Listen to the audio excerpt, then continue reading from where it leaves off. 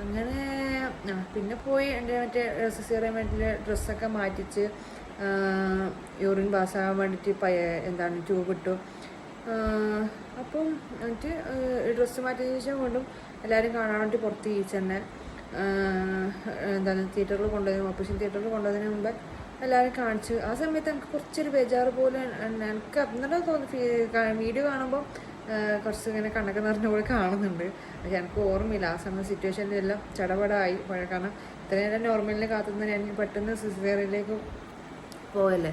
അപ്പം ഞാൻ അതേപോലെ തന്നെ ആ റൂമിൽ കിടക്കാൻ, എൻ്റെ നസീറ എന്നായിരുന്നു അവരുടെ പേര്. അപ്പം ഞാൻ അവരോട് പോകുന്നത്, ടാറ്റ ഞാൻ പോകുന്നിട്ട് ഓപ്പറേഷൻ ചെയ്യാൻ പോലായിരുന്നു, ഞാൻ ഓപ്പറേഷൻ ചെയ്യാൻ പോലായി എന്നൊക്കെ പറയാനുണ്ട്. അപ്പോൾ അവരോട് പറഞ്ഞാൽ എനിക്ക് വേണ്ട ദുആയിരിക്കും. ഞാൻ പറഞ്ഞാൽ ഇൻഷാ അല്ലാ എല്ലാം എളുപ്പമായിട്ട് എന്നിട്ടാണ് ഞാൻ പോകുന്നിട്ടോ.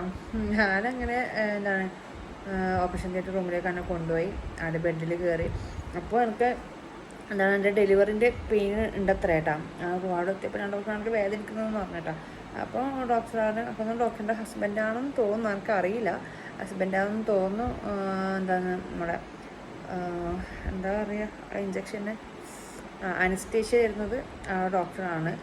അപ്പോൾ അങ്ങനെ എന്നെ ചെരിച്ച് കിടത്തി. ആദ്യം പിന്നെ എന്തൊക്കെയോ ECGൻ്റെ പോലത്തെ എന്തോ സാധനം ഒട്ടിക്കുമല്ലോ, എന്താ അങ്ങനത്തെ കാര്യങ്ങളൊക്കെ ഒട്ടിച്ച് തരുമല്ലോ, എന്തിൻ്റെ കാര്യമെന്ന് അറിയിട്ടില്ല അത്. ഓക്കെ, അപ്പോൾ അത് അങ്ങനെ അതെല്ലാം ഒട്ടിച്ചു ചെരിച്ച് കിടത്തി തന്നെ. ചെരിച്ച് കിടത്തിയിട്ടാണ് പറഞ്ഞ് നമ്മളെ സൂചി വെക്കാൻ പോകുന്നതെന്ന് പറഞ്ഞ് പറഞ്ഞാൽ ഓക്കെ ആണ്. പക്ഷെ ആ ഒരു വെക്കലിന് ഒരു പെയിനും ഇല്ല കേട്ടോ. നമ്മൾ പുറത്ത് വെക്കുന്ന നട്ടലിന് തന്നെ വെക്കുന്നത്, സ്പൈൻ അനസ്തേഷ്യനല്ല.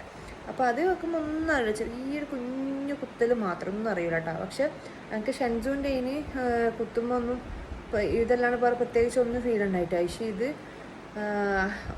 ഓരോ മരുന്ന് കയറ്റലും എൻ്റെ കാല് ശരിക്കും തരിപ്പ് കയറുന്നത്, ഞാൻ ശരിക്കും അതിങ്ങനെ ഷോക്ക് അടിക്കുന്ന പോലെ കേട്ടോ, ഷോക്ക് കയറുന്ന പോലെ കേട്ടോ. എൻ്റെ വലത് കാലിന് പെട്ടെന്ന് ഇങ്ങനെ എന്തോ നമ്മൾ കാല് തരിക്കുന്നു പറഞ്ഞു കേട്ടോ.